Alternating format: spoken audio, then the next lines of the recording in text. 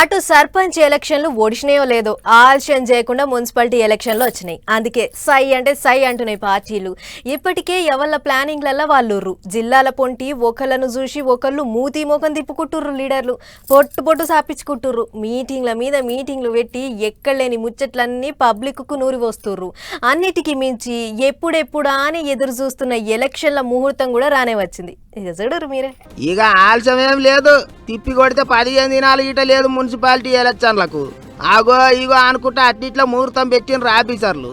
మొత్తం 7 కార్పొరేషన్లు 116 మున్సిపాలిటీలకు ఎలక్షన్లు రాబోతున్నాయి.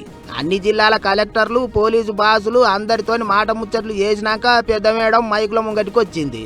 ఎట్లెట్లా ఏం కథ అనేది మొత్తం చెప్పుకొచ్చింది. ఇంతకు ముహూర్తం ఎప్పుడు పెట్టినరు అనుకుంటారు? తొలుత ఈ బుధవారం సంధి శుక్రవారం దాకా నామినేషన్లు తీసుకుంటారట. వచ్చే నెల అంటే ఫిబ్రవరి 11వ తారీఖున ఉన్నది ఓట్లేసే కార్యం. 13వ తారీఖున పడ్డ ఓట్లన్నీ లెక్క పెడతారట. గెలిచిన వాళ్ళు చెప్తారట. అందుకే అన్నాం అంత కూడితే 15 దినాలు లేదని. ఇక షెడ్యూల్ వచ్చింది కాబట్టి 7 కార్పొరేషన్లు 116 మున్సిపాలిటీలలో ఎన్నికల కూడా అమల్లోకి వచ్చినట్టే. ఇంకో దిక్కు ఓట్లకు ముహూర్తం ఎప్పుడో చెప్పిండ్రు కాబట్టి ఇంకింత రువ్వడి పెంచాలని తయారవుతున్నాయి పార్టీలన్నీ. ఇప్పటికే మంత్రులంతా జిల్లాలనే ఉంటుండ్రు. పబ్లిక్కు తీరొక్క ముచ్చట్లు చెప్తుండ్రు. ఇటు కారు పార్టీ వాళ్ళు కూడా ఇప్పటికే పెద్ద లీడర్లందరినీ జిల్లాలకు తోలిచ్చిండ్రు.